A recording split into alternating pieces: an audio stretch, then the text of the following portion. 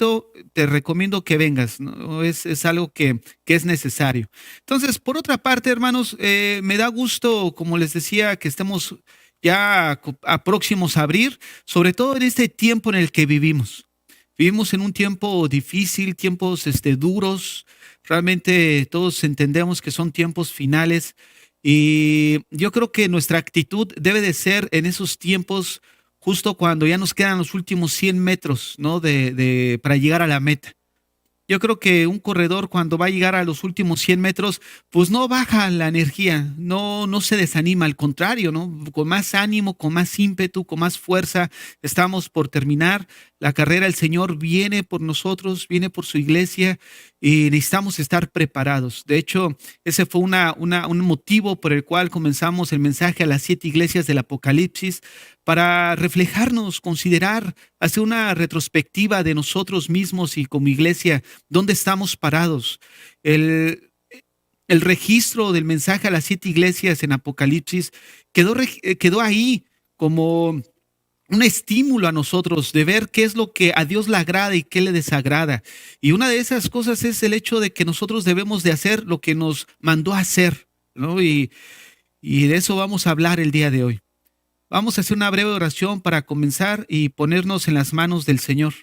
Señor, en esta mañana te damos gracias porque eres bueno con nosotros. Porque sin merecerlo, Señor, tú nos has dado más de lo que nosotros hubiésemos deseado. O incluso, Señor, tú nos das más de lo que merecemos. Señor, te damos gracias. Gracias por habernos salvado. Gracias por haber enviado a tu Hijo a morir en una cruz por nosotros. Gracias, Señor, porque nos has constituido tus hijos. Y en este día te rogamos, Señor, que tu palabra sea clara a nuestro corazón. Sea una exhortación, un ánimo, el cobrar fuerza, Señor, el mirar, Señor, dónde estamos parados en esta recta final a la que nos dirigimos. Estás pronto a venir por tu iglesia, Señor. Vienes por nosotros, Padre.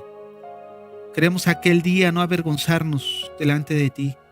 Queremos limpiar nuestras vestiduras, correr estos últimos metros que nos quedan, Señor, para llegar a la final, a la meta, de una manera con ímpetu, con fuerza, con entrega, Señor, con compromiso, con pasión, enamorados de ti, Señor, entregados. Señor, que este mensaje a las 7 iglesias nos haga reflexionar, nos haga pensar, Señor, de cómo está nuestra situación delante de ti. Nos encomendamos a tu gracia, que sea de edificación para nuestras vidas. En el nombre de Jesús, amén y amén. Muy bien, pues vamos a comenzar. Esta es la enseñanza que he titulado Tiatira, la iglesia que toleraba el pecado. Hermanos, vamos a abrir nuestras Biblias en Apocalipsis 2, del verso 18 al 29.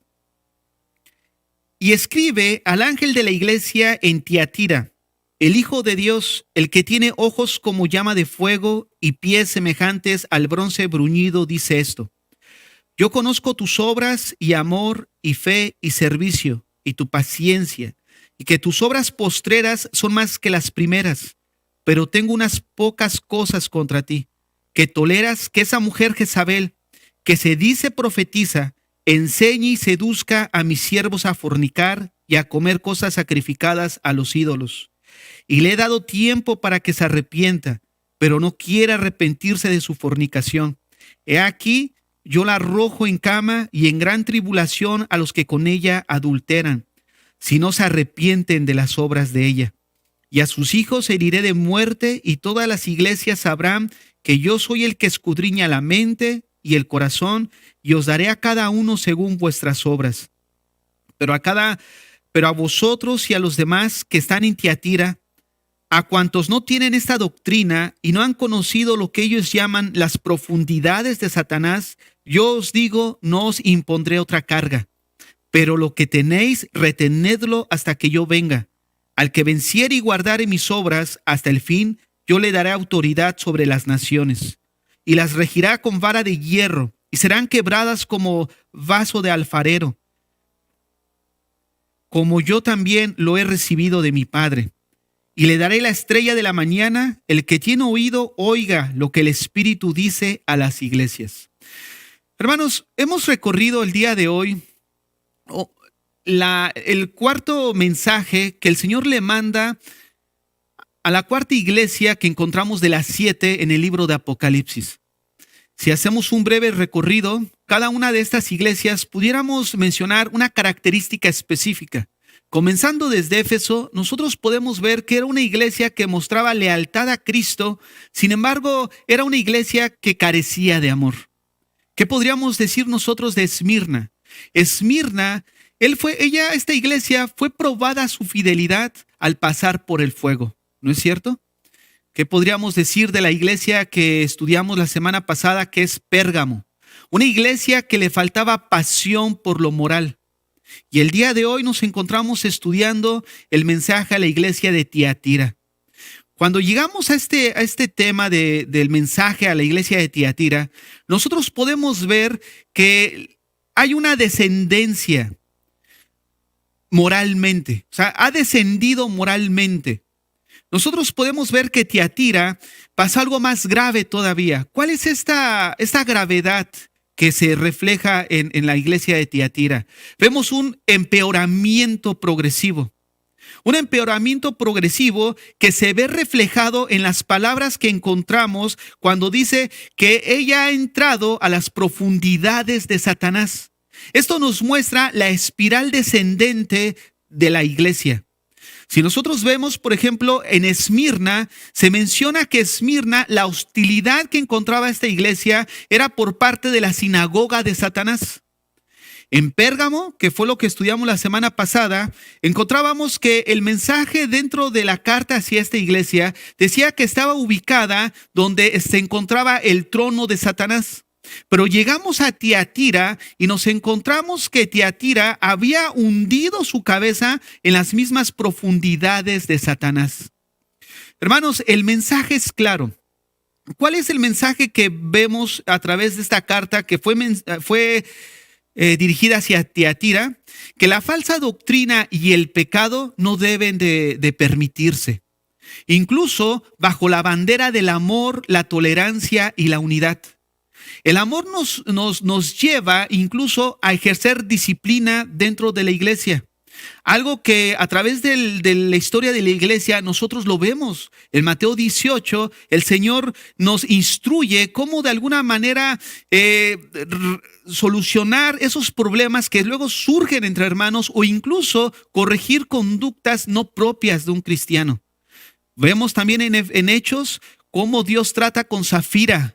¿No es cierto? O sea, realmente vemos a lo largo de las escrituras, en 1 Corintios 5, cómo Pablo trata de un caso de inmoralidad sexual que ni aún se nombra entre los gentiles. Vemos a lo largo de las escrituras que constantemente se le manda a la iglesia a conducirse de una manera propia, a hacer obras que manifiesten el carácter de Cristo en nuestras vidas.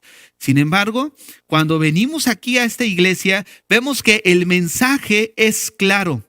En primer lugar, no tolerar la falsa doctrina y en segundo, no permitir que abunde el pecado en ella. Una de las causas por las cuales esta iglesia sucumbió y fue algo que deshonró el nombre del Señor. Si nosotros pudiéramos resumir de alguna manera el mensaje de las 7 iglesias en general, pudiéramos nosotros resumirlo de la siguiente manera.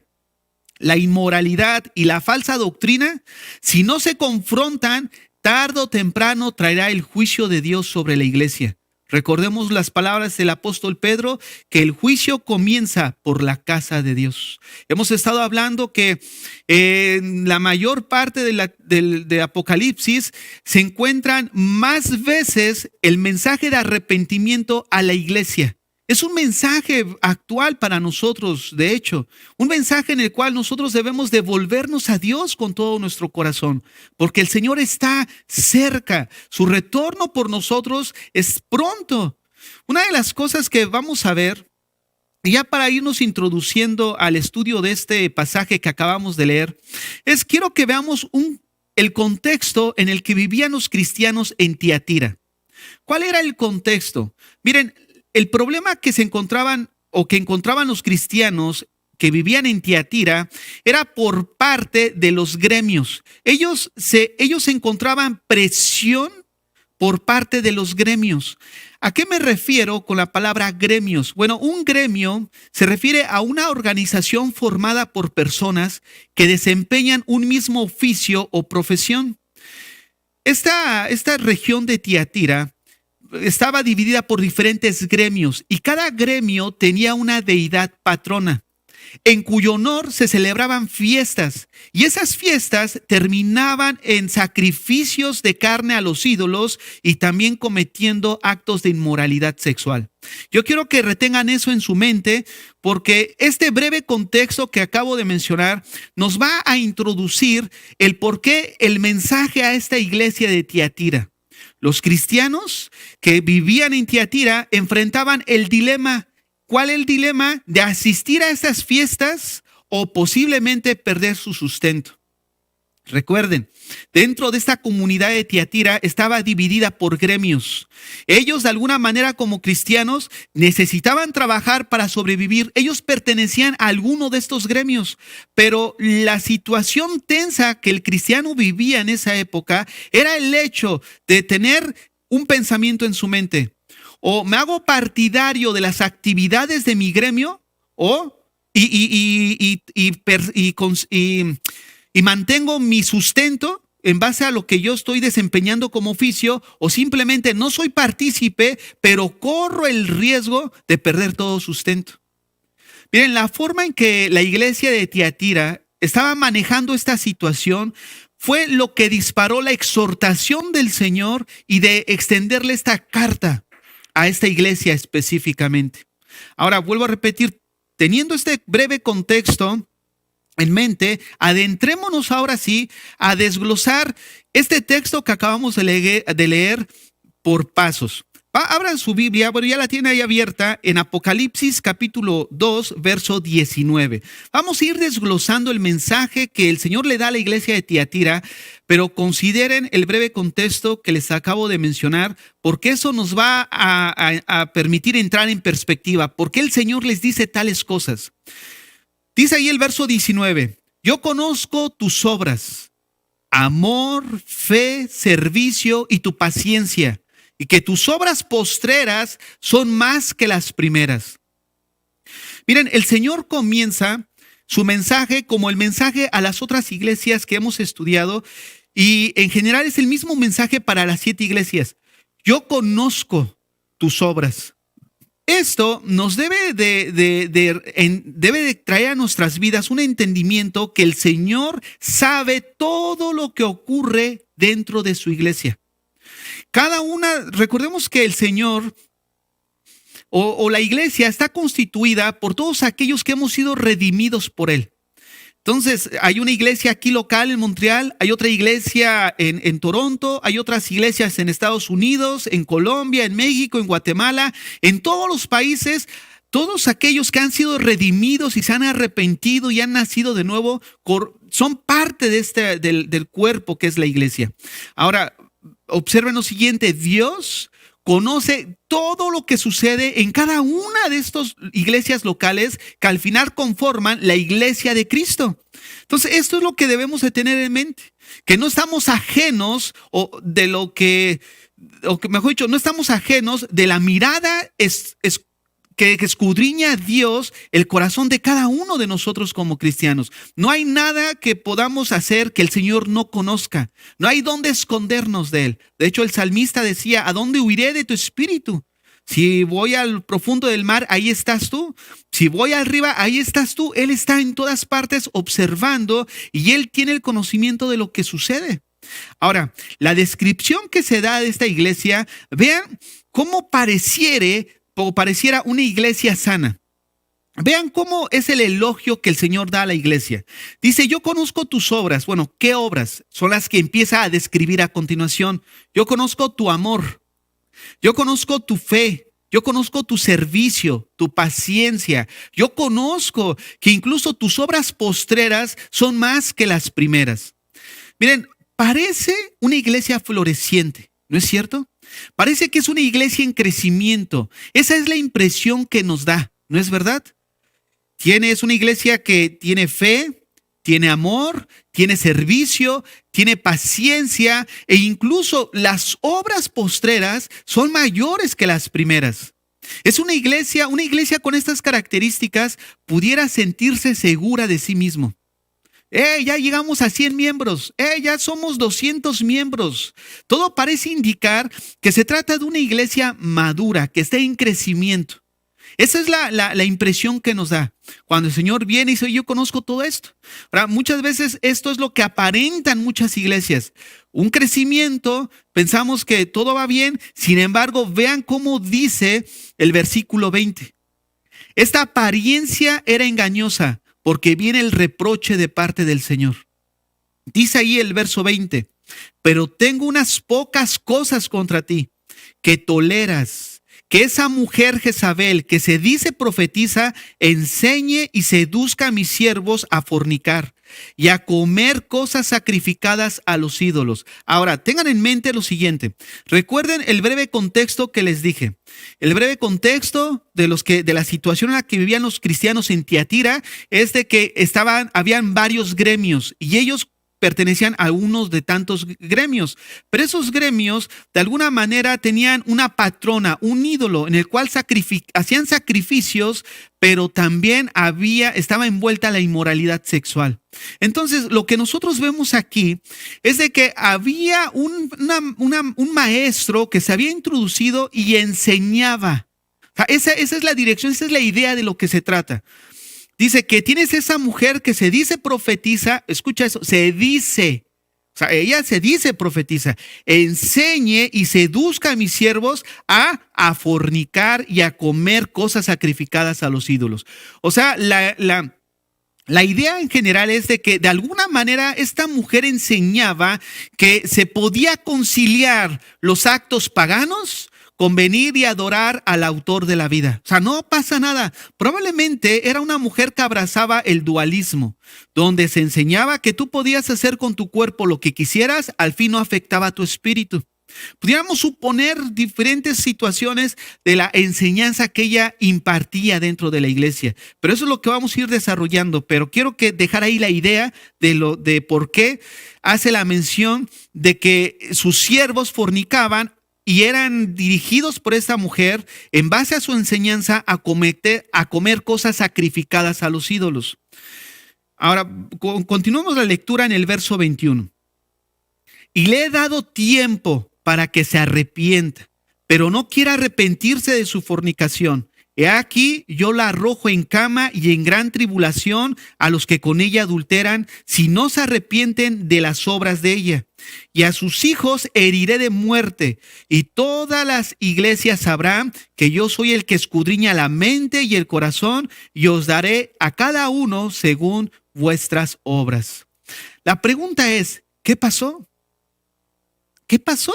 ¿Qué pasó si nosotros venimos a observar que aparentemente todo ese elogio que comienza en un versículo antes vemos una iglesia que, o sea, a simple vista aparentaba cierta madurez, cierto crecimiento, cierta iglesia digna incluso de ser imitada?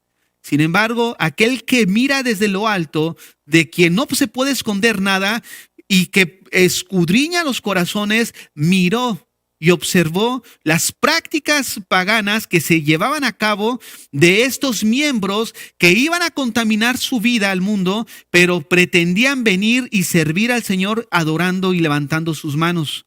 Miren, si nosotros vemos en el verso 20, y esta enseñanza que vamos a estudiar el día de hoy, nos debe de poner a qué pensar. ¿Por qué una iglesia que está en crecimiento, por qué una iglesia que tiene ciertas virtudes dignas de elogio, pasa de ese elogio a un reproche? ¿Qué fue lo que la llevó a ese espiral descendente hablando en su vida espiritual? Eso es lo que a nosotros nos interesa. ¿Qué llevó a la iglesia de Tiatira a recibir este reproche del Señor? Vamos a ver. Vean lo que dice el verso 20. El verso 20 dice, pero tengo unas pocas cosas contra ti. Observa esto, que toleras. ¿Cuál fue la situación dentro de la iglesia de Tiatira? Que toleraban. La palabra tolerar significa dejar, significa permitir. Miren, esta iglesia fue más allá que las otras. Dejó, permitió, dio concesiones que al final le costaron caro.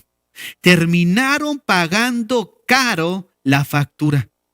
El problema de esta iglesia no fue una iglesia, como mencionaba anteriormente, como la iglesia de Esmirna, que su ataque era por la sinagoga de Satanás. Aquellos que se llamaban judíos, pero iban en contra del evangelio. El ataque de esta iglesia no es tampoco como lo que estudiamos la semana pasada en Pérgamo, que estaba situada donde estaba el trono de Satanás, donde en el lugar de Pérgamo, el sitio de esta ciudad de Pérgamo, se adoraba al César y venía una persecución externa a la iglesia. El problema de Tiatira empezó de adentro, de entre las filas de la misma iglesia. Quiero que regresemos al verso 20. De Apocalipsis 2:20. Pero tengo unas pocas cosas contra ti. En primer lugar, toleras. El tolerar, el dejar, el permitir abrió puerta para que viniera el enemigo y arrasara con algunos dentro de la iglesia. Permitió. Por eso al inicio de la enseñanza yo les decía que el mensaje a esta iglesia de Tiatira es claro. La falsa doctrina y el pecado no se deben de tolerar. Incluso bajo la bandera del amor.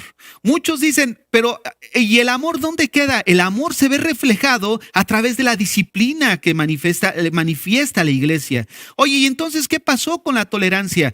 Si caemos en un término de tolerancia y toleramos, caemos en la anarquía. Y unos pudieran decir, ¿y dónde está la unidad entonces? La unidad solamente la encontramos pensando la misma cosa. Y pensar la misma cosa es ajustarnos al carácter de Dios. Entonces, una de las cosas que permitió esta iglesia y que vino y se derivó en su espiral descendente es el hecho de que toleró. Permitió que una mujer, aquí hablando específicamente Jezabel, no es que fuera Jezabel la esposa de Acab, sino hace alusión de que tenía el mismo espíritu de ella.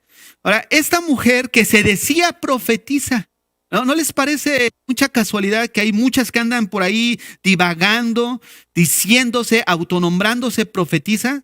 Ahora, ¿qué pasó con esta mujer que estaba aquí en la iglesia de Tiatira? Esta mujer enseñaba. Que enseñe. Y es aquí donde vemos cuál fue el problema de esta iglesia. Fue interno. No fue externo, sino de las mismas filas surgieron falsos maestros, en este caso una mujer que enseñaba. Miren, en Hechos capítulo 20, del 20 al 23, si ustedes abren su Biblia ahí en Hechos 20, del 20 al 23, Pablo, antes de partir, junta a los ancianos de Éfeso y vean el mensaje que les dice.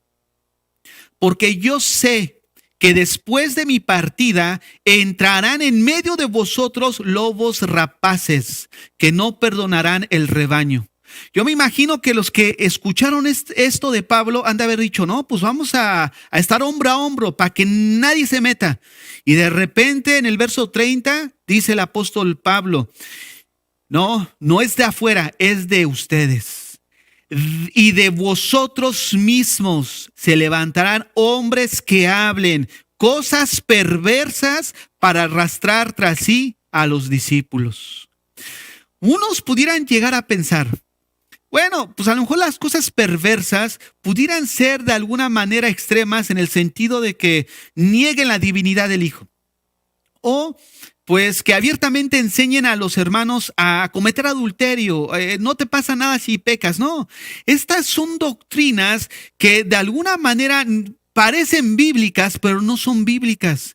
Y de repente empiezan a seducir a los hermanos, seducir la mente de las personas y los empiezan a divagar para llegar a cometer actos que es el último fruto que produce una mala enseñanza que al final no es propia de un creyente. Pero aquí lo importante es que quiero que veamos, es que el problema no venía de afuera, no era externo, era interno. De vosotros mismos se levantarán hombres que hablen cosas perversas para arrastrar tras sí a los discípulos. Hay un tal padre, ya hasta se me olvidó su nombre, este padre. Ahí en Estados Unidos, un polaco, ahí en Las Vegas, ¿no? Muy conocido, ahorita está siendo viral. Este padre dice que es una mentira que Dios castigue. Dios es amor y de repente tiene una manera especial, ¿no? Es carismático el muchacho, es simpático, su risa contagia, pero es eso precisamente lo que cautiva. Y todo el mundo, ay, este sí es un buen padre, ay, este sí es un buen siervo de Dios. Hermanos, mira nada más cómo se encuentra el mundo.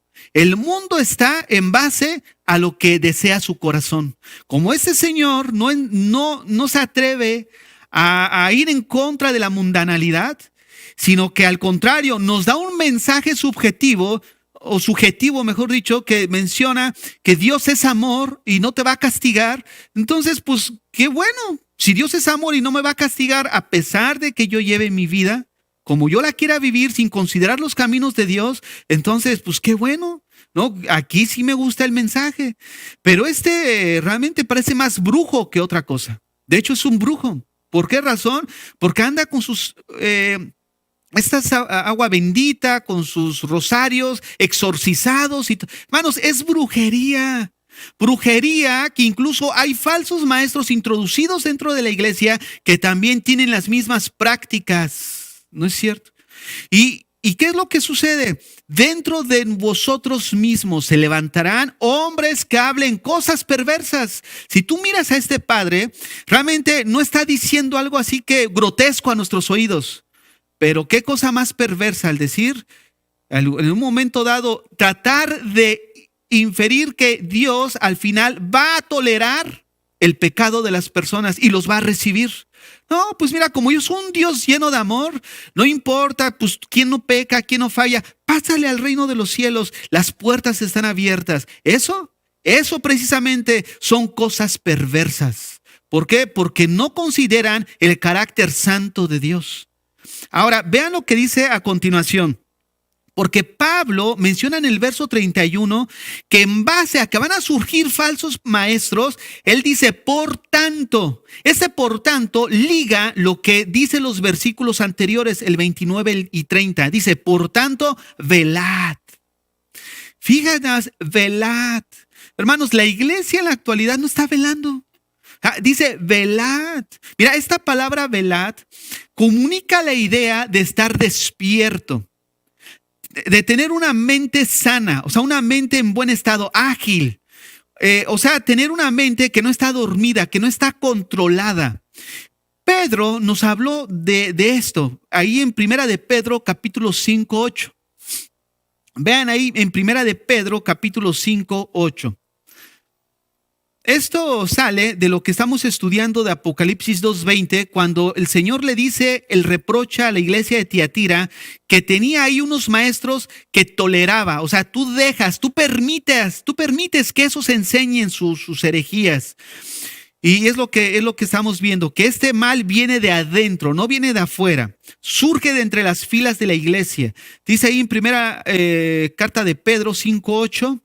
Sed sobrios y velad. Encontramos ahí otra vez la palabra velad, porque vuestro adversario, el diablo, como león rugiente, anda alrededor buscando a quien devorar. Hermanos, Pedro presenta al diablo no como un gatito que anda runruneando, no. Presenta al diablo como un león que en la primera oportunidad va a dar un zarpazo de muerte. Por eso Pedro, que había experimentado la instrucción de Jesús cuando le dijo, velad y orad, Pedro se quedó dormido. ¿Se acuerdan? Que le dijo, oye, ¿no has podido ni siquiera orar conmigo una hora? Velad y orad. ¿Y qué hizo Pedro? Se quedó dormido. Pedro mismo, cuando escribe esta carta, estaba hablando de su propia experiencia. Él sabía las consecuencias trágicas de no ser sobrio y no velar. La importancia de ser sobrios y velad. ¿Cuál es la importancia de alguna manera mantener una mente ágil, despierta y discernir lo que se llega a meter dentro de la iglesia? Si hay algo que caracteriza a la iglesia en la actualidad es la miopía espiritual. Ya no alcanzamos a discernir de lo bueno de lo malo, ni de lo malo de lo bueno. Ya no hay discernimiento, hay una miopía espiritual. Y una de las cosas que aprendemos de Pedro es que nosotros debemos de ser sobrios y velad. La misma instrucción que le da Pablo a los ancianos de Éfeso. Mira, se van a levantar falsos maestros, se van a levantar, pero por lo tanto, tú debes de velad. Tú debes estar sobrio. Como dice Pedro, sobrio y velad. Miren, una persona sobria, ¿quién es? ¿Quién es cuando decimos, mira, esta persona está sobria? Es una persona que no está intoxicada. Tú has tenido oportunidad cuando hablas con una persona que está intoxicada por el alcohol, que está borracha, ¿qué le dices? Mira, cuando estés sobrio, hablamos. Contigo no se puede hablar. ¿Por qué razón? Porque está intoxicada, está dominada por esa sustancia. Es una persona que no se deja, o mejor dicho, que se deja dominar, una persona intoxicada, pero una persona sobria es la que no se deja dominar por alguna pasión. ¿Cómo se caracteriza una persona intoxicada? Básicamente por dos cosas. No se tiene control de su propia conducta. Tú miras, se despierta al día siguiente ya con la coma o con la cruda moral y cruda de todo, dolor de cabeza y dice, oye, y ya empieza a ver todo lo que pasa alrededor y dice, ¿y yo hice todo esto? O sea, no hay un control de su propia conducta. Y en segundo lugar, se caracterizan porque hablan sin pensar. Su manera de hablar es de una manera donde no se puede ni siquiera, no la controla. ¿No? Se dice cada sandez cuando estás intoxicado. No se hagan, ustedes también lo practicaban, ¿no es cierto? ¿No se acuerdan unos años atrás? Yo sí me acuerdo. No, realmente es deplorable es estar en ese estado. Entonces, te das cuenta que esa es una persona intoxicada. No tiene control de su conducta, no tiene control de lo que habla. Ahora, una persona intoxicada es lo opuesto entonces a una persona sobria. Por lo tanto, una persona que está velando es una persona, ya dijimos que está alerta, ¿no es cierto? Pero para que tú estés alerta, tú necesitas ¿qué? Estar sobrio. Les voy a poner un ejemplo. Supongamos que hay una unidad habitacional y en la unidad habitacional se encuentra el vigilante, el policía, el que está velando, el que se pasa toda la noche. Esa persona que está cuidando ahí los carros, las viviendas, que no se metan rateros. Si esa persona que hace está velando, está despierta, está atenta. Una persona que está haciendo esa labor, que no está intoxicada por el alcohol, su mente está ágil, ¿no es cierto? Está sobria y está velando. Pero supongamos que esa misma persona, y es viernes por la noche, el cuerpo lo sabe y empieza a pistear, como dicen en el contexto popular, ¿no? Empieza ahí a tomarle sus copitas. De repente, pues probablemente él no se quede dormido, pero su mente no es ágil. Su mente empieza a ver todo en cámara lenta, ¿no es cierto? Empiezas a ver como que todo el mundo te gira, tú puedes estar despierto y se pueden meter los ladrones y ni siquiera darte cuenta. Sin embargo, tú no te puedes dormir, o sea, puedes estar toda la noche cuando incluso en el mundo, ¿no? Que nos aventábamos las noches ahí velando, estando tomando, tú estás con tus amigos, puedes pasarte toda la noche. Pero mucho de lo que aconteció en esa noche, no estar tu mente ágil de la situación de tu entorno. Esto es lo que nos comunica, lo que Pedro está diciendo. Tú debes de ser sobrio y estar velando. Ahora, esto fue lo que falló la iglesia de Tiatira. ¿Qué la llevó a permitir que surgiera esta mujer y los direccionara hacia cometer pecados de idolatría y de comer cosas sacrificadas a los ídolos? ¿Qué lo llevó? Pues de alguna manera ellos dejaron de velar, como dijo Pablo a los de Éfeso. Ellos dejaron de ser sobrios, como les dijo Pedro a su audiencia. Ahora, quiero que regresemos a Apocalipsis capítulo 2, verso 20, para que veamos cómo afectó el no velar y ser sobrios. Dice Apocalipsis capítulo 2, 20. Pero tengo unas pocas cosas contra ti. Escucha, en primer lugar, toleras. Has permitido que esa mujer se levante con falsas enseñanzas que van en contra de la palabra de Dios y no has hecho nada.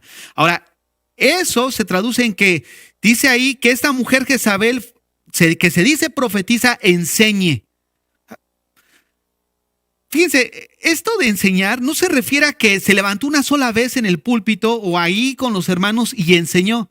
No se refiere a que dio un solo devocional, no.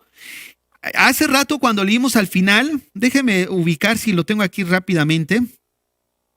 En el verso 24 de Apocalipsis 2, dice, pero a vosotros y a los demás que están en Tiatira, escucha esto, a cuantos no tienen esa doctrina.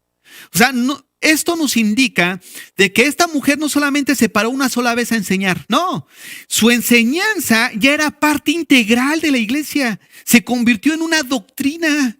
¿Te puedes imaginar? O sea, qué miopía más grave de la iglesia de Tiatira. Ellos dejaron de ser sobrios, dejaron de velar. Ahora la pregunta es, ¿qué sucedió en esa situación? Vayamos al versículo 20. Que toleras que esa mujer Jezabel, que se dice profetiza, en primer lugar que dice enseñe. Ella tiene la libertad de enseñar. ¿Por qué? Porque se le dio permiso. Segundo lugar, ¿qué fue lo que provocó esta enseñanza? Seducción. Dice ahí que enseñe y seduzca a mis siervos a fornicar y a comer cosas sacrificadas a los ídolos. Ahora, sígame con atención. La seducción no vino de la noche a la mañana. No se levantaron los cristianos y dijeron, ¿sabes qué? Hoy tengo ganas de ir a ofrecerle un sacrificio a este Dios. A juntarme ahí con los de mi gremio. Hoy tengo ganas de ir a emborrachar y a fornicar ahí. Hoy tengo ganas de hacer esto. No surgió así. Surgió a través de una enseñanza. Surgió a través de haber sido seducidos en el terreno de la mente. Esta mujer, vuelvo a repetir, de alguna manera, la enseñanza que empezó a comunicarles es que no pasaba nada. Ellos pudieran ir y ofrecer, ser partícipes de su gremio, porque recuerden, los cristianos tenían cierta presión. Oye, en el gremio en el que yo participo se ofrece sacrificios a un dios pagano y dentro de esos sacrificios se envuelve la fornicación. Pero ¿qué hago? Soy cristiano. Pero si no voy a perder pues los beneficios que yo tengo dentro del gremio. Entonces esta mujer dice, no te preocupes, no pasa nada. ¿Se acuerdan que estudiábamos de los nicolaitas y de los balamitas? Aquellos que de alguna manera dicen cuando van a los bares, no, yo ya alcancé cierto nivel de espiritualidad donde yo controlo. Yo puedo tomarme mis cervecitas y no pasa nada. Yo puedo tomarme todo esto y mira, no, a mí no me pasa nada. Yo ya entendí, he llegado a un alto entendimiento donde ya yo puedo participar. Entonces esta mujer era de esos. ¿Sabes qué? Pues de alguna manera tú puedes ir allá, participar para que no te veas afectado dentro por la comunidad de donde estás, del gremio en el que perteneces, y después puedes venir y adorar al Señor. Fíjate nada más, o sea, esta una mujer que los estaba llevando a que los cristianos de la iglesia cometieran idolatría y fornicación y participaran de ese alimento. Escúcheme, no se me confundan. No se me confundan en el sentido de que hablando de comer alimentos sacrificados a los ídolos, porque este tema ya lo tocó Pablo en la carta a los Romanos y a los Corintios. Aquí se refiere a una práctica después de haber sido partícipes de la idolatría y de la fornicación literal. O sea, eso era parte de él, comer alimentos. Entonces, esto es el punto en el que ellos fueron seducidos. ¿Dónde fueron seducidos? La seducción vino a los terrenos de la mente. Sucumbieron a esta falsa enseñanza que sedujo la mente de ellos. ¿Por qué razón? Porque un beneficio terrenal se estaba viendo afectado. Oye, pues, cómo podemos salir bien librados si solamente haciendo tranza lo podemos hacer? Y empezamos a racionalizar nuestro pecado. Empezaron ellos a racionalizar el pecado. Oye, pues si no nos vamos a morir de hambre. Sí, mira, los cristianos del primer siglo sí eran cristianos de veras, de verdad. Yo estoy, híjole, bien apasionado de esas eh, historias, de esos mártires que murieron. No me acuerdo sus nombres porque yo soy pésimo, incluso los miembros de la iglesia luego se acuerdan que de repente se me va a mí el avión. El otro día hasta el nombre de mi hija se me olvidó, de la mayor. Estábamos ahí y no sé, se me tapó el pensamiento, no sé. Pero hay historias y relatos. Hay un relato de una niña de 8 años que sus padres estaban siendo martirizados. Entonces, dentro de lo que ellos estaban sufriendo, les descoyuntaban los huesos y se los volvían a unir. La idea era que ellos a través del dolor negaran al Señor. Entonces, constantemente les dislocaban los huesos y se los volvían a poner a su sitio. A punto de estar ellos de negar al Señor, la niña de 8 años que la dejaron ahí a un lado, que no estaba padeciendo nada, solamente estaba viendo el tormento de sus padres, fue la que los alentó a no negar al Señor. Esa niña, dice la historia, que gritaba: no lo niegues, papá, mamá, no niegues al Señor, acuérdate que Él murió por ti en la cruz, acuérdate que Él, y le daba fuerza a los papás a seguir aguantando el sufrimiento, de tal manera que los verdugos toman a la niña, la ponen sobre la mesa y ahora a ella la empiezan a atormentar, le empiezan a dislocar los huesos de su lugar y los vuelven a colocar, así sucesivamente, hasta que murieron del dolor. ¿Te imaginas? Una niña de 8 años que no puso en juego sus convicciones por amor al Señor. Y ahora ya ni Biblia traemos. ¿Por qué? Porque la tenemos en el celular. Si antes había cristianos a la secreta, ahora ese cristianismo a la secreta se justifica con que la traigo en mi celular.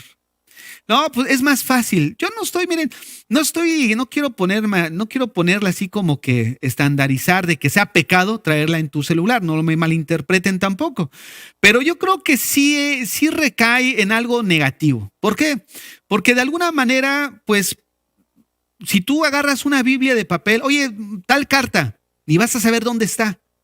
No conoces la Biblia. ¿Por qué? Porque es más fácil poner ahí rápido y te aparece. Ya no sabes ni el orden de los libros. Y por otro lado, pues ya no te puedes identificar. Antes que nos identificábamos. ¿Por qué? Porque traíamos una Biblia.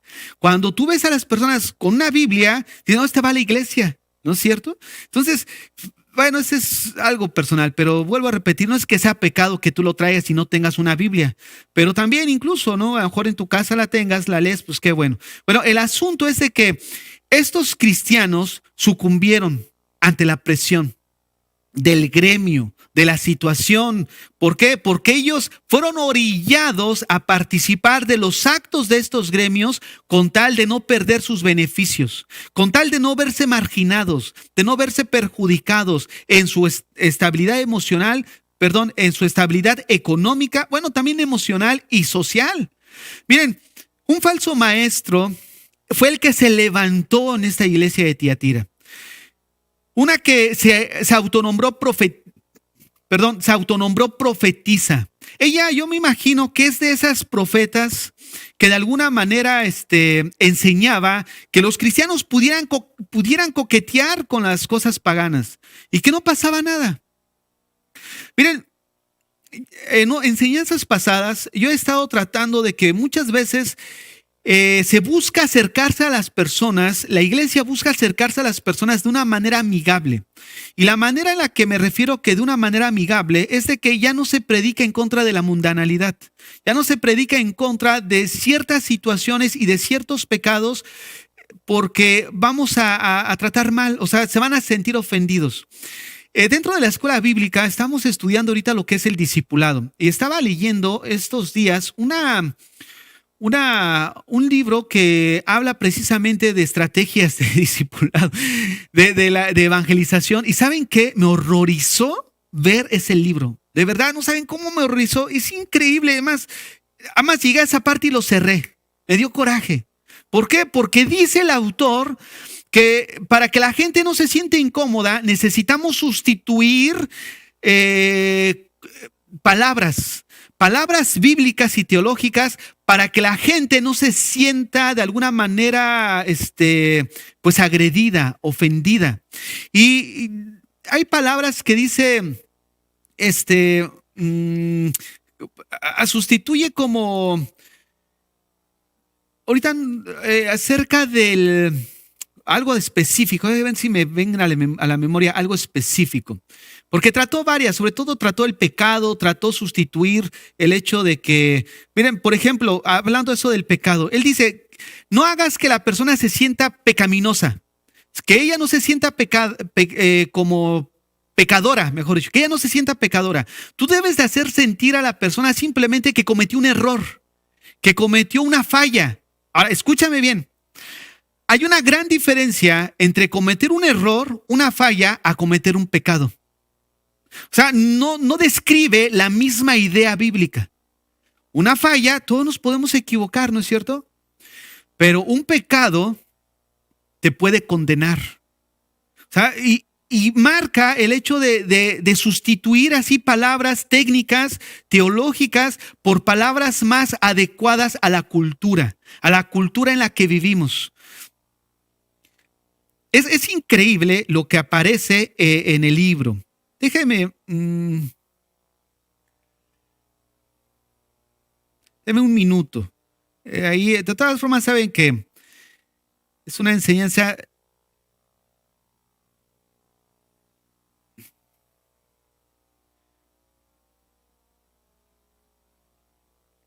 Aquí lo tengo, miren. Es que es increíble. Miren, fíjense lo que dice.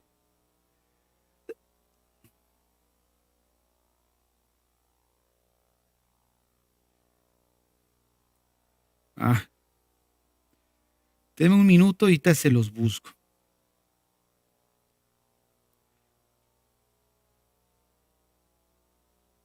No se me desesperen, hermanos, porque quiero darles el ejemplo. Esto no lo tenía, ahorita se me vino al... Déjenme ver si aquí...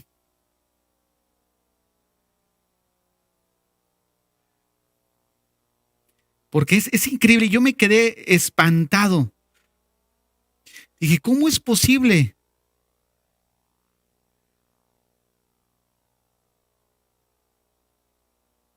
Es este.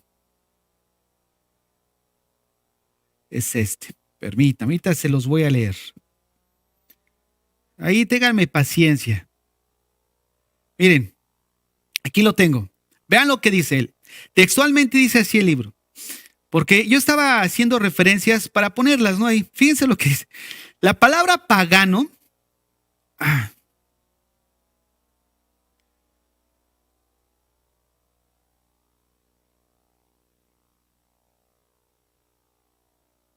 No, esta no es. Ay, se los voy a deber, fíjense. Esa no es.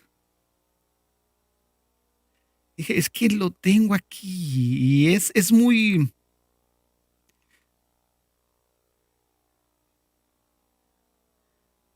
Ay, acá.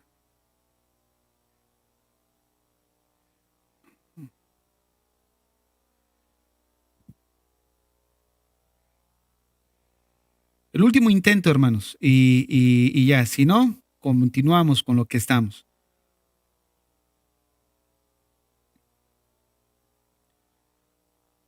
Espérenme. Yo sé que está por aquí. El último intento, permítanme. Aquí está, miren, aquí está. Fíjense lo que dice. Dice así, que cuando se dice Jesús es mi Señor, las personas no saben lo que eso significa. Vivimos en una democracia, no en un sistema feudal. No tenemos señores y señoras, reyes y reinas, condes y vasallos y siervos. Nosotros no pasamos diciendo mi Señor. En lugar de decir Jesús es mi Señor, diga, fíjate lo que recomienda, Él es el director de mi vida. que, a ver, estas cosas son las que menciona ahí Hechos capítulo 20. Dirán cosas perversas. Tú preguntarás, ¿qué de perverso tiene que este Señor nos diga que en vez de decirle que a la persona que Jesús es mi Señor, le diga, Él es el director de mi vida? Pierde la esencia de lo que significa Señor. La palabra Señor en los tiempos del Nuevo Testamento es la palabra que se traduce como curios. Y la palabra curios no es usarla bajo nuestro contexto, como decirle Señor de una manera de respeto a una persona mayor de edad, sino la palabra Señor implicaba que a la persona a la que yo le estoy diciendo Señor, Él es el dueño total y absoluto de mi vida. Si hay un señor, tiene que haber un esclavo. Esa es la idea que engloba. O sea, pero es más que eso. ¿Por qué razón? Porque si yo digo que Jesús es mi Señor, estoy diciendo que yo soy su esclavo. Entonces, esta persona dice, no, dile que Él es el director de tu vida. ¿Qué te comunica la palabra director? Simplemente una persona que está organizando tu vida, está ahí atento a lo que tus necesidades, oye, te falta eso, yo te lo doy, te proporciono tal cosa, pero no hay demanda, no hay exigencia. Esto es un evangelio donde se acepta a Cristo. Acepta a Cristo bajo tus propias condiciones, pero el recibir a Cristo, como hemos enseñado, es Él el que demanda cuáles son las normas que yo debo de adoptar si es que quiero seguir a Cristo. Niégate a ti mismo, toma tu cruz y sígueme. Oye, Señor, te seguiré. Ahí en Lucas menciona y dice uno que salió espontáneo. Jesús ni siquiera le dijo, sígueme. Él le dijo, ¿sabes qué? Te seguiré. Y el Señor, ¿qué le dijo? Mira, pues las zorras tienen morada, yo no tengo dónde reposar la cabeza. O sea, si tú estás dispuesto, sígueme. No se sabe nada de ese discípulo. Probablemente cuando vio el precio y vio que las condiciones pues no eran favorables a lo que él buscaba, pues que dijo, no, pues mejor no. Pero hubo otros a los que el Señor sí le dijo, sígueme. Y a la persona que le dijo, sígueme, ¿sabes qué le respondió al Señor? Sí, te seguiré, pero primero deja que vaya. O sea, antepuso el seguir a Cristo por algo terrenal. Y así hay muchos en la actualidad. Yo voy a seguir al Señor, pero primero me hago de mi casa. Primero consigo mi carro. Primero me hago de tales cosas. Y después voy a seguir al Señor. Dios no te está diciendo, Dios te dice, si me quieres seguir, sígueme como esclavo. Y el esclavo era dependiente total del Señor. El esclavo dependía total del Señor. No se pierdan la enseñanza de este viernes. Voy a hablar de eso en la escuela bíblica de este viernes. Y nos damos cuenta que es algo que se le pierde, se tuerce la esencia de lo que significa. Entonces, estas son cosas perversas. Para la gente secular o incluso algún cristiano que ande ahí divagando, perdiendo, que ya ha sido seducido en su mente, probablemente diga, bueno, pues este hermano es bien exagerado. Está bien. No, eres muy exagerado, está bien. Hace algunos años a mi hija la invitaron a ir a mi hija la grande la invitaron a ir a un congreso, a un concierto, donde iba a venir tal artista cristiano a una parte en Toronto. Y no me acuerdo la verdad si en Toronto o por ahí por Gatineau. El chiste es que iba a ir a cantar una persona cristiana. Entonces le dije, oye, ¿le das permiso a tu hija? Y le digo, no, pues sí. Además que va a costar tanto el boleto. Y yo dije, ¿tienes que pagar para ir a adorar al Señor? ¿Tienes que ir a pagar para ir a ver el show de un showman que está en el púlpito, que ni siquiera ministra al Señor, sino que toda la gloria la recibe Él? ¿Tú vas a ver a la adoración de una persona que se está deificando a Él mismo? Hermanos, no existen los levitas errantes en la Biblia. No existen. Los levitas tenían un lugar. El tabernáculo, el templo. En la actualidad son las iglesias locales a donde Dios los ha llamado a predicar, a enseñar. Pero eso de decir es que Dios me dijo que tengo que dar a conocer mi ministerio, ¿a quién les importa su mugroso ministerio? ¿No es cierto? ¿A quién les importa? Solamente a los que andan igual que ellos, perdidos en su mente, seducidos por el engaño del mundo. Pero déjame decirte, esta iglesia se levantó esta maestra, una maestra que profetizaba que no pasaba nada si coqueteabas con las cosas paganas. Al final de a cabo, como dice el padrecito de Las Vegas, Dios es amor y se va a llevar a todos con él. Miren, esta mujer profetiza, era de esas que seguramente profetizaban de la prosperidad. Hay un caso en Jeremías, o mejor dicho, hay un texto en Jeremías 14, del 14 al 16, que dice lo siguiente. Mira lo que dice. Jeremías 14, del 14 al 16. Me dijo entonces Jehová,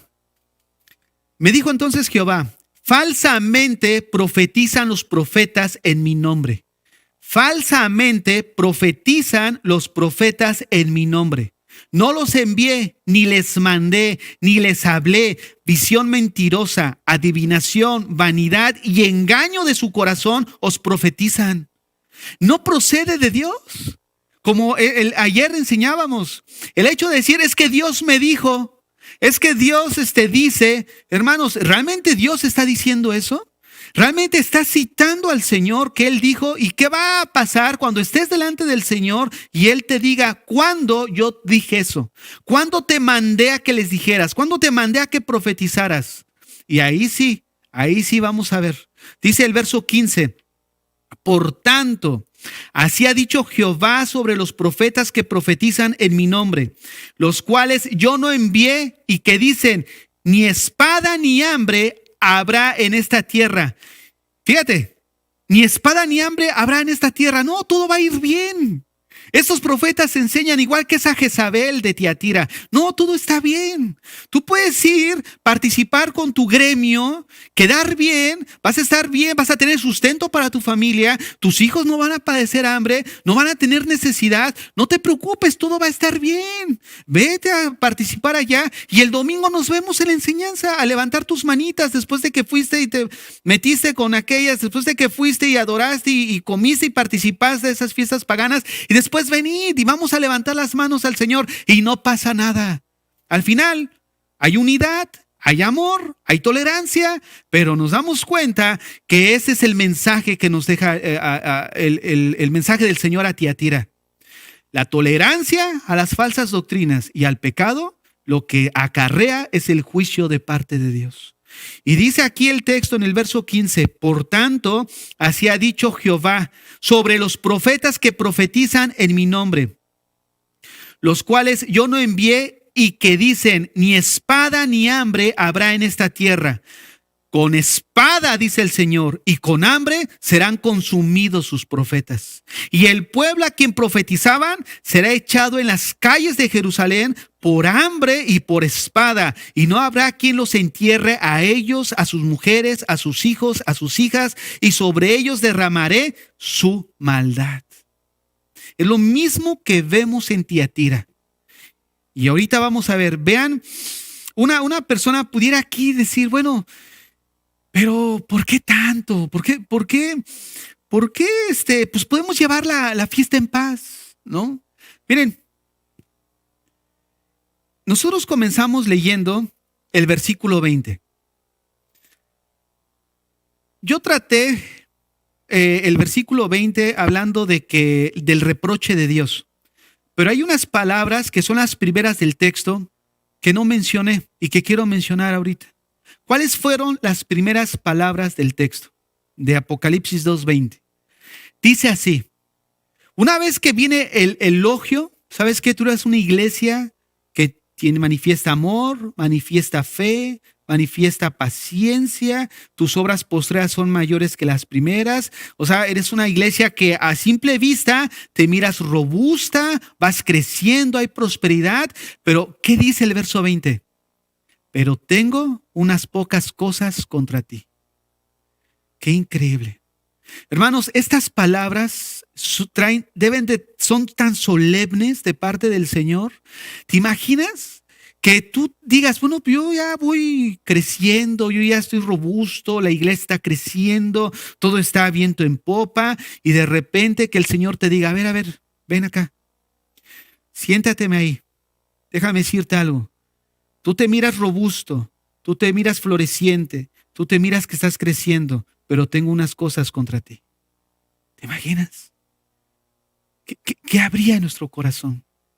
Mira, quiero que veamos cómo Dios muestra su misericordia, porque a pesar de que la iglesia de Tiatira pues se fue, o sea, de plano perdió el rumbo, Dios siempre muestra su misericordia.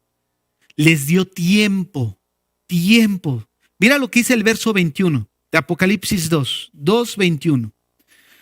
Y le he dado tiempo. Mira la misericordia de Dios, la benignidad de Dios. O sea, no mandó juicio enseguida, no. Ellos se extraviaron, dice el Señor, ok, les voy a dar tiempo, no a que se sigan gozando en su pecado, sino a que recapaciten, a que se vuelvan, a que se arrepientan. Pero no quiere arrepentirse de su fornicación, no quiere. He aquí, yo lo arrojo en cama y en gran tribulación a los que con ella adulteran. Y si no se arrepienten de las obras de ella, y a sus hijos heriré de muerte, y todas las iglesias sabrán que yo soy el que escudriña la mente y el corazón, y os daré a cada uno según su obra.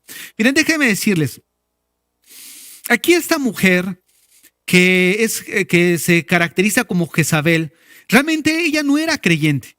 Se puede apreciar en el contexto. ¿Por qué razón? Porque a lo largo de la Biblia, todos aquellos que de alguna manera ves que menciona las escrituras que hablan cosas torcidas, al final resultaron, o sea, cayendo en la apostasía, o sea, se apartaron, gente que nunca se convirtió. Mira lo que dice aquí, por ejemplo. Vean la diferencia en la que hace de esta mujer con los que fueron arrastrados. Quiero ver si lo alcanzan a apreciar. Vamos a leer el verso 21. Otra vez. Y le he dado tiempo para que se arrepienta, o sea, esta mujer, pero no quiere arrepentirse de su fornicación, o sea, no quiere. He aquí, yo la arrojo en cama. Esta parte donde dice yo la arrojo en cama, algunos estudiosos hacen referencia que se refiere a que al juicio que va a venir sobre ella de una condenación eterna. Y dice a continuación, o sea, primero se refiere al juicio que va a venir sobre ella y posteriormente de aquellos que siguen en su juego. Dice, y en gran tribulación a los que con ella adulteran. O sea, va a traer tribulación para ver si aquellos vuelven en sí de lo que esta mujer les ha estado seduciendo. Y dice ahí, si no se arrepienten voy a leer la idea completa. Y en gran tribulación a los que con ella adulteran, si no se arrepienten de las obras de ella. Y a sus hijos heriré de muerte. Aquí hablando acerca del tiempo, quiero aquí puntualizar algo. Vemos que el tiempo que Dios les dio para que se arrepintieran fue un tiempo relativamente prolongado. ¿Cómo lo sabemos? Porque ya comienza en el verso 23 que dice, y a sus hijos heriré de muerte. O sea, no solamente ella se dedicó a enseñar a sus contemporáneos, sino que ya venía una segunda generación a la cual se le estaba infectando del mismo veneno doctrinal. O sea, para llegar a hacer eso, tuvo que haber transcurrido un tiempo significativo. O sea, el Señor fue paciente, así como lo fue con Noé. Noé, dice la Biblia, que pregonó el evangelio no por 5 ni por 10 años, un tiempo considerable, donde Dios le dio la oportunidad a su creación a que se volvieran a él y no quisieron. Y vino el diluvio y se los llevó a todos. Ahora en la actualidad ocurre lo mismo. Dios es paciente. Dios es paciente. En una ocasión, un maestro ateo, él siempre que daba sus exponencias en las universidades y cosas así, siempre iban en contra de Dios, iban en contra de poner en tela de juicio y que argumentaba que era insostenible la existencia de él. Entonces, siempre que terminaba su exponencia, él decía al final, Dios, te doy 5 minutos para que hagas conmigo todo lo que tú quieras después de que he dicho lo peor acerca de ti. Tienes 5 minutos para rebatir lo que yo he dicho. Él lo hacía con tal de demostrar pues, que no pasaba nada. O sea, como si fuera una evidencia de que realmente no existe Dios. En una ocasión, este hombre hizo lo mismo. Dios, te doy 5 minutos. De tal manera que se levanta una persona dentro de la audiencia y le dice, buen hombre, déjeme decirle algo, dice. ¿Usted cree que le va a quitar la paciencia a Dios al mencionarle que le da 5 minutos? Cuando Dios ha sido paciente desde la creación, esperando que la humanidad proceda al arrepentimiento. Dios tiene una longanimidad. ¿Y sabes por qué es paciente? Porque cuando venga el juicio, no hay vuelta de hoja. Cuando venga el juicio de Dios, ya no va a haber oportunidad para el arrepentimiento. Dice ahí Apocalipsis capítulo 20 en el tribunal de gran juicio del gran trono blanco, que veían a los grandes y pequeños ante el trono de Dios puestos de pie. La pregunta es, ¿por qué estaban de pie? Ellos estaban de pie porque estaban esperando el veredicto del Señor.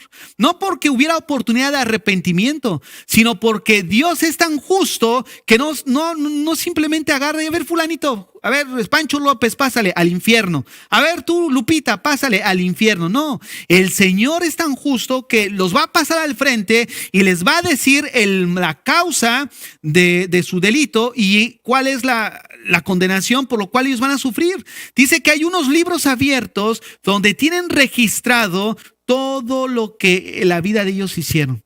O sea, ¿qué quiero decir con esto? Que hay registro de todos los antecedentes de todos los seres humanos. Y todos aquellos que no reconocieron al Señor van a estar de pie esperando su veredicto y van a ver cuáles sus actos por los cuales van a ser sentenciados y van a ir lanzados al lago de fuego. Lo mismo vemos en la actualidad cuando van a hacer van a hacer sentencia al acusado. Él no está de pie. Dicen, pónganse de pie. Pónganse de pie. ¿Por qué? Porque no va a haber ya tiempo para caer de rodillas. Señor, perdóname, yo no sabía. Ahora que mis ojos ven todo esto, me doy cuenta que era verdad. Como aquel rico que le dijo a Abraham estando en el infierno, ahí en Lucas, cuando le dice, Padre Abraham.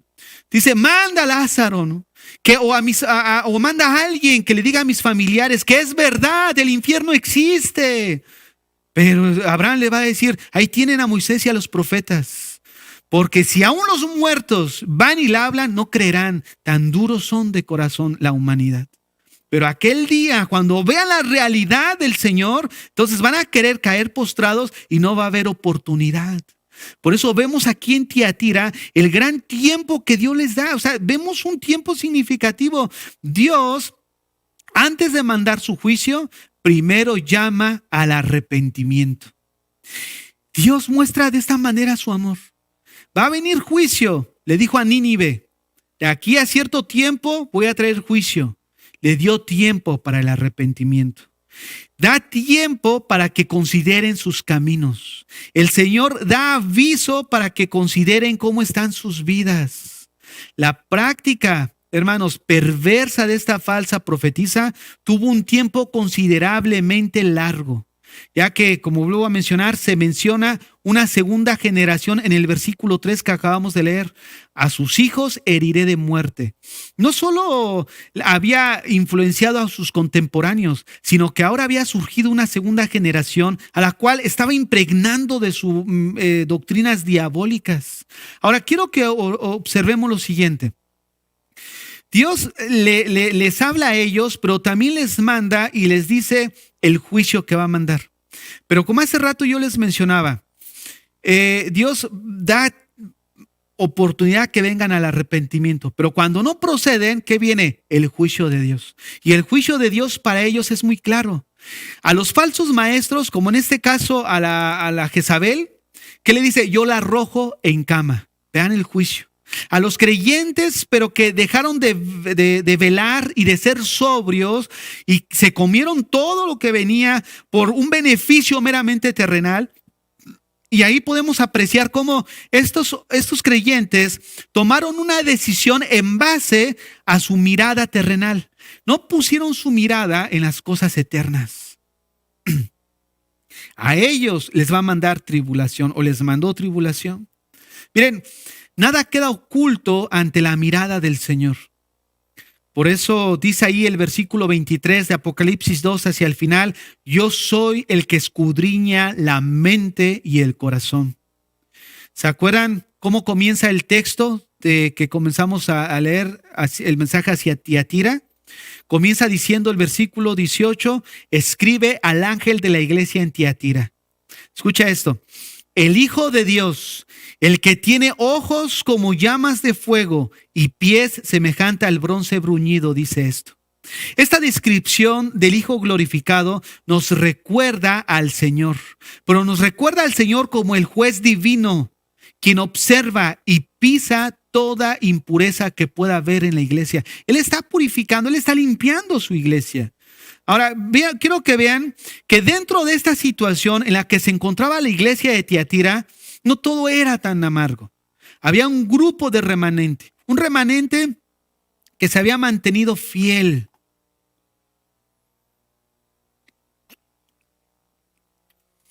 Y a ese grupo le manda un mandamiento. Vean lo que dice el verso 24.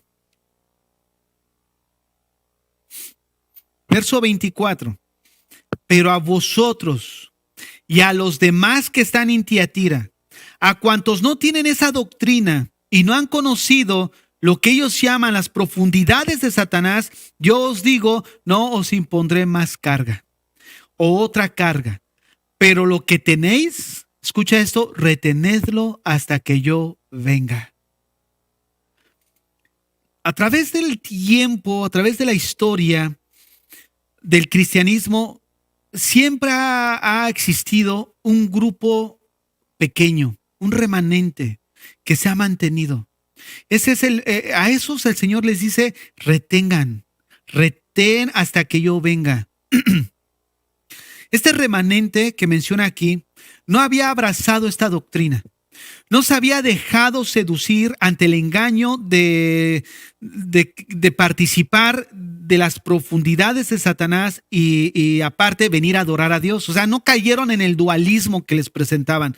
Puedes servir a Dios y puedes servir al mundo. Ellos no cayeron en eso. Este grupo seguía firme en la enseñanza del Señor. ¿Cuál era esta enseñanza que hemos visto, a lo que podemos apreciar a lo largo de la Biblia? Es que debe de mantener un estado de santidad hacia Dios. En el Nuevo Testamento vemos que se nos manda a retener la santidad en la iglesia. A ellos les manda el Señor que lo que ellos tienen lo deben de retener hasta que el Señor venga. Miren, la palabra que se utiliza aquí para retener nos indica que es algo que no va a ser fácil. Retener implica esfuerzo, implica perseverancia de nuestra parte, implica entrega ante la oposición, implica entrega ante la crítica, implica una perseverancia al momento de que seamos criticados por legalistas, seamos criticados por santurrones, seamos criticados por ignorantes. Se refiere a perseverar a pesar de que te tachen de religioso, que te tachen de inmaduro, que te tachen de intolerante. Habla de una perseverancia a pesar de que te digan fanático. Pero en medio de todo eso, ¿qué es lo que vemos? A pesar de todas estas críticas que pudiéramos ser receptores, el Señor nos dice retened. En medio de la presión social, en medio de la presión familiar, retened. En medio de la presión donde tus beneficios se vean incluso perjudicados, el Señor te dice, retened. Hubo un grupo de cristianos en la iglesia de Tiatira que no claudicaron, que no vendieron sus convicciones por un plato de lentejas. Un grupo de cristianos dentro de la iglesia en Tiatira que a la larga no les importó un tiempo de padecimiento porque sabían que no se compara con la gloria y la eternidad que nos espera. Y la promesa a este grupo de personas la encontramos en el verso 26 al 27. Al que venciere y guardare mis obras hasta el fin, yo le daré autoridad sobre las naciones y las regirá con vara de hierro. Y serán quebrantadas como vaso de alfarero, como yo también la he recibido de mi Padre. Miren, ¿cuál es aquí menciona dos promesas. La primera, les iba a dar autoridad para el reino milenial, donde dice El verso 26, al que venciere y guardare mis obras hasta el fin, yo le daré autoridad sobre las naciones y las regirá con vara de hierro. Pero hay una segunda promesa, o una que van a tener aquellos que vencieren. La encontramos en el verso 27, hacia el final.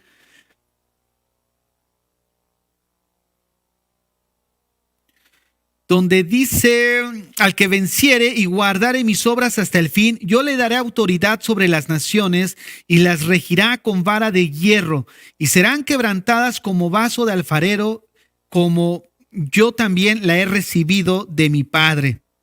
Y dice ahí el verso 28, y le daré la estrella de la mañana. El que tiene oído, oiga lo que el Espíritu dice a las iglesias. En el versículo 28, la segunda promesa la encontramos, le daré la estrella de la mañana. ¿Qué significa la estrella de la mañana? Miren, la estrella de la mañana se conecta con la persona de Jesucristo. Él es la estrella de la mañana, quien él mismo prometió que se daría a conocer a aquellos en los que hemos creído en Él. O sea, realmente una de las grandes promesas que pudiéramos nosotros tener como cristianos es mirar al Señor cara a cara, conocerlo tal y como Él es.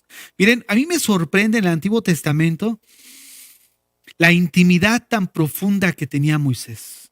Moisés dice ahí el relato que Moisés hablaba cara a cara como habla cualquiera con su compañero cuando entraba a la presencia de Dios. ¿Te imaginas la intimidad de este hombre? Hablar cara a cara, estar ahí, mirar, contemplar su rostro, contemplar su magnitud, contemplar su gloria, contemplar todo lo que representa el Señor. Hermanos, somos cristianos, somos hijos de Dios. ¿Qué es el más anhelo que pueda haber en nuestro corazón? Que ver el rostro de nuestro Padre, que mirarlo tal y como Él es, que esa pasión de nuestro corazón no desaparezca. No desaparezca. ¿Te imaginas? Por eso cuando estamos adorando al Señor, o sea, le estás cantando al Señor, le estás adorando. O sea, es para, Señor, levantamos nuestras manos, levantamos nuestros corazones, participamos dentro de la adoración al Señor. Hay algunos que enseñan que pues llevan su adoración dentro de sus vidas, ¿no? Porque la adoración al final es tu estilo de vida. Y en parte es cierto, pero, o sea, si yo tengo adoración en mi interior, siempre todo lo que encontramos en las Escrituras, esa evidencia interna se manifiesta de una manera externa. Yo adoro al Señor internamente y se manifiesta en mi vida diaria, en lo que yo hago. Crea adoración a Dios. Pero también esa adoración en la Biblia, cuando nosotros vemos en el Nuevo Testamento, y si tú puedes hacer un estudio minucioso, cuando siempre que hay alabanza a Dios, es la respuesta que el hombre le da a la magnitud, a la bondad, al poder de Dios. Cuando el Señor abrió el mar rojo, salió María con todas las mujeres danzando al Señor. Cuando el Señor le entrega a David su reino, él danzó y adoró, que dice la palabra carar en el hebreo, y adoró remolineando al Señor. O sea, vemos nosotros que la adoración y la respuesta en la alabanza es la respuesta precisamente al favor de Dios hacia nuestras vidas. Y yo creo que todos como cristianos si tenemos algo que agradecer al Señor. No puedes venir a estar aquí así sin... O sea, yo respeto en mi interior, ¿no? Yo respeto, pero en mi cabeza no me cabe.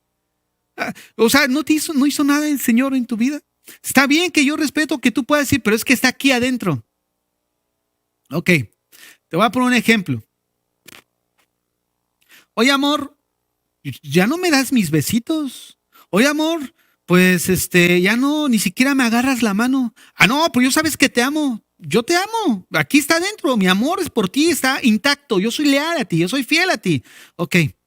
Oye, amor, pues ya llevan pues unas semanitas y nada de nada. No, pero yo te amo. No sé si, yo creo que es clara la imagen, ¿no? O sea, lo que quiero ilustrar. No puedo decir yo te amo y quedar así. No, el amor en la Biblia es un amor activo. O sea, es un amor que se mira. O sea, ¿Qué es lo que le quiere decir el esposo a la mujer? O sea, si tú me amas, pues yo lo quiero ver.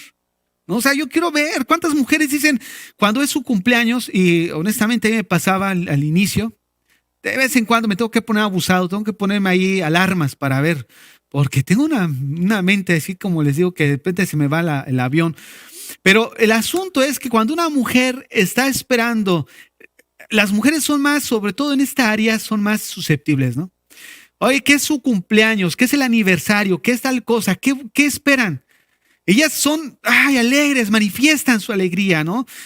Avientan cohetes y explotan globos, están contentas y espera que llegue el marido con su regalo, que llegue el marido con por lo menos rosas, por lo menos ellas esperan eso. ¿Por qué? Porque ellas miran de alguna manera, pues el amor externo que el marido dice sentir internamente. Ahora, pensemos en lo siguiente. No hay ningún tipo de amor que se pueda comparar al amor de Dios para con nosotros. Deja a un lado el hecho que te da trabajo. Deja a un lado el hecho que te dio hijos, que te mantiene con vida. El puro hecho de que su Hijo Jesucristo haya muerto por nosotros en nuestro lugar hace 2000 años, eso es más que suficiente para pegar de gritos y decir, Señor, gracias. Gracias porque no voy a ser atormentado en ese lugar de tormento eterno porque yo me lo merecía. Te doy gracias. Vénganse este domingo, dejen a un lado sus cobijas. Que este mal que provoca el COVID, este encierro que nos acomoda, el hecho de mirar por pantalla, dejen a un lado eso. El Señor viene por nosotros. El Señor está cerca. ¿Qué cuentas vamos a entregar? Miren, este mensaje de Tiatira nos ilustra, de alguna manera, vemos que esta iglesia aparentemente pues, tenía buenas obras, incluso las postreras eran mayor que las primeras, manifestaba amor, lo que la iglesia de Éfeso no tenía, había perseverancia, o sea, digna de imitar. La pregunta es, ¿cómo estás tú? ¿Estás confiado? ¿Estás confiado porque por fuera te miras robusto espiritualmente? ¿Tus obras postreras incluso son mayores que las primeras? Cualquiera que te mira pudiera ver en ti un grado aceptable de espiritualidad. Pero la pregunta es, ¿sería el mismo resultado al pasar por la mirada escrutadora del Señor? Porque una persona aquí, un hermano, pudiera mirarte y decir, wow, mira, ese hermano va creciendo, híjole, va echándole ganas, mira cómo se desempeña, pero es bajo la mirada humana.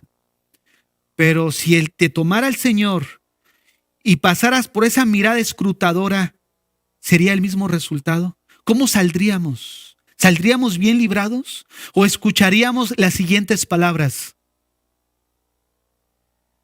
Tengo unas pocas cosas contra ti. Por fuera apantallas a todos. Mira el siervo del Dios Altísimo. Mira el Hijo, el ungido de Dios. Mira la sierva de Dios. Pero el Señor te dice, ven y siéntate. Hablemos. ¿Cómo está tu corazón? Tengo unas pocas cosas contra ti. Ven. O sea, pongámonos a cuentas. Si tus pecados fueren como la grana, vendrán a ser como blanca lana. Venid, estemos a cuentas tú y yo. Miren, el Señor ha dado tiempo. El Señor ha dado un tiempo y este tiempo es para que regresemos a casa. Dice Tito capítulo 2 del 11 al 12 y ya voy hacia el final. Porque la gracia de Dios se ha manifestado para salvación a todos los hombres, enseñándoos que renunciando a la impiedad, a los deseos mundanos, vivamos en este siglo, escucha, sobria, justa y piadosamente. ¿Cómo está tu estado, hermano? ¿Cómo estás? ¿Esta pandemia, este encierro, te ha llevado a dar concesiones? ¿Te ha llevado a tolerar en tu vida situaciones que con el tiempo se ha estado abriendo una gran brecha entre tú y Dios y tú sabes en tu corazón el estado en el que estás? Por fuera pudiéramos apantallar a todo el mundo. pero hay una gran necesidad de venir al Señor. Tú sabes lo que hay en tu corazón. ¿Cuál sería el resultado de pasar por la mirada escrutadora del Señor? Que pasara a nuestro corazón, que pasara a tu corazón. Hermanos, vengan a casa. Ven a casa del Señor. Él te está esperando. Hay una historia que la cuento mucho. Probablemente algunos ya hasta los aburrí. Pero es una historia que a mí me ministra mucho. Porque es una historia que refleja el estado en el que yo me encontraba. Y es de una mujer que vivía en Brasil. Una joven que de alguna manera tuvo necesidad, escasez, creció en un hogar pues con muchos problemas. Y ella veía cómo su mamá tenía que trabajar horas extras desde la mañana hasta la noche, de tal manera que no les alcanzaba para sobrevivir o llevar una vida digna por lo menos. Esta mujer afligida en su corazón le decía a su mamá que tenía la intención de ir a la capital de Brasil, porque ella soñaba con ser una gran artista y de alguna manera sacar a su mamá de la pobreza.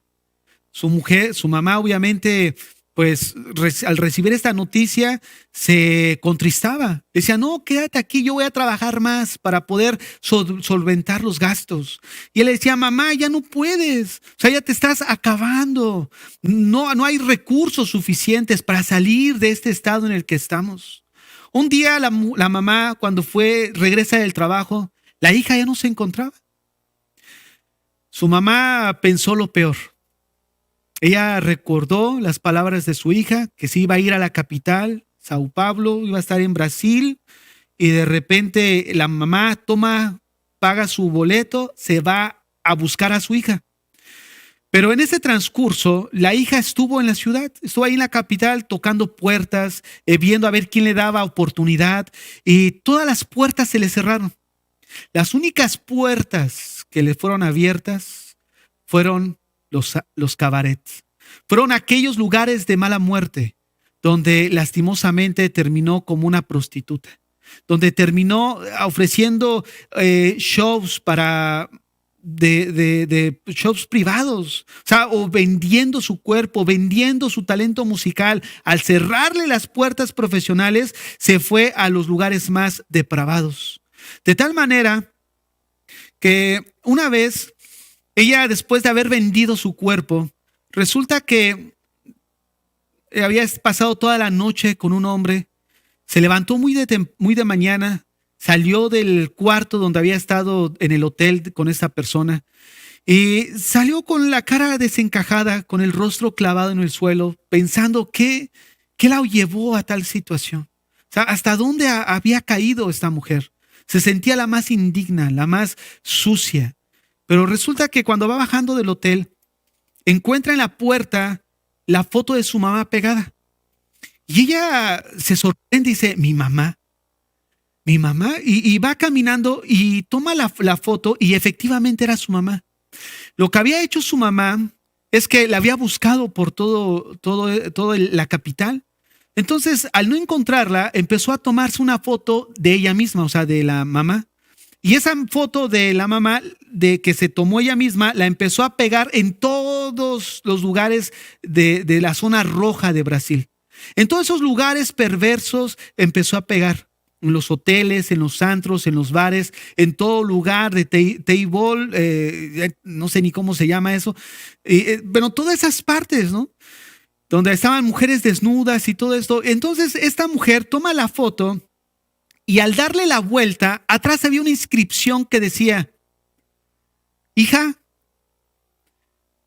no me importa lo que hayas hecho, ni en lo que te hayas convertido. Por favor, regresa a casa. Ese es el mensaje para nosotros. El Señor te dice en esta mañana, no importa en lo que te hayas convertido, no importa lo que hayas hecho, ven a casa. El Señor te está esperando. Ven a casa ahora que es tiempo de arrepentimiento, porque va a venir el tiempo donde lo único que vamos a recibir es el juicio debido a nuestros pecados. Señor, en esta mañana venimos delante de ti, oh Dios, a abrir nuestro corazón, Señor.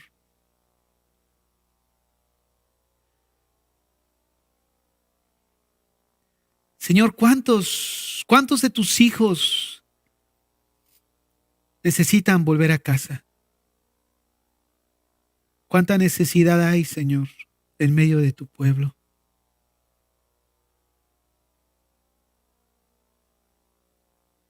Ten misericordia de nosotros, Señor. Que en tu regreso seamos hallados fieles, seamos hallados dignos.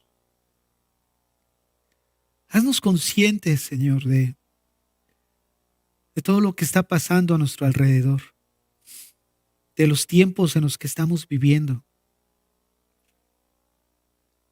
Haznos conscientes, Señor, que aquellos que de alguna manera se han desviado del camino, regresen a casa el día de hoy.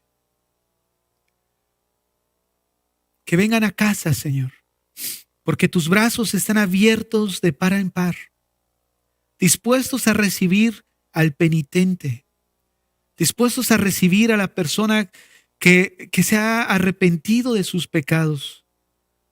Y estás dispuesto a tomarlos, a perdonarlos, a lavarlos de toda maldad.